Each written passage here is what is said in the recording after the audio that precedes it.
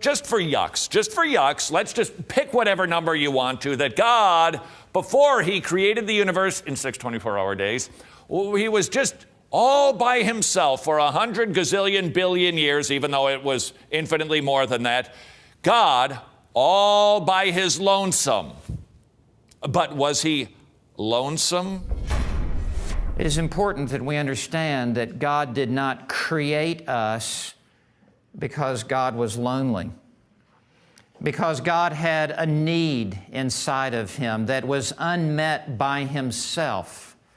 God did not create us because there was a hole in his holiness, or he did not create the universe to fulfill some need that he had. No, God was and is all-sufficient in himself. He is in need of nothing outside of himself. That is the aseity of God. Self-existent, self-sustaining, self-satisfied.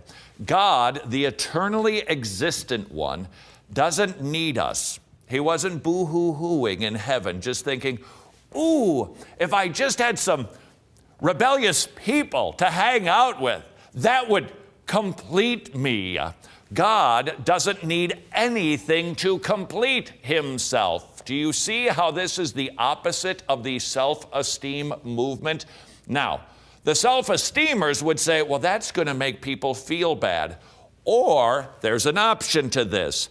Maybe understanding God rightly helps us to understand ourselves rightly and actually creates qualities in us that we wouldn't have if we perpetually are thinking that we're really spanky. It produces humility within us to think of the vastness and the greatness of our God, who has always existed and yet chose to create time and creation and the universe and even us. The more we contemplate the majesty and the greatness and the grandeur of our God, the more it humbles us. And God gives grace to the humble, does he not? God gives strength to those who are weak. Oh, and conversely, he resists the proud. Seriously, which quality in a person do you prefer? Somebody who's puffed up? I have self-esteem. Let me tell you about me. Or do you prefer somebody who's meek, who is not assuming, who does not want to be the center of attention, who does not need to be at the front of the line or commanding every activity? Which quality do you prefer? Consider the benefits of understanding the aseity of God. When we understand he needs me as much as I need a rotten wisdom tooth. Is there any other kind? He does not need us.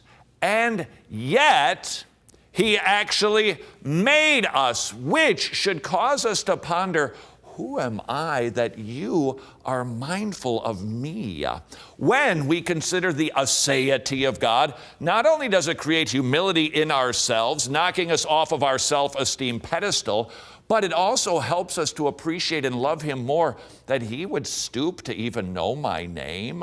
He who names the stars, he who measures the universe with the span of his hand, is mindful of me, a nobody, a nothing. What does that tell me about God? It tells me he's really, really awesome.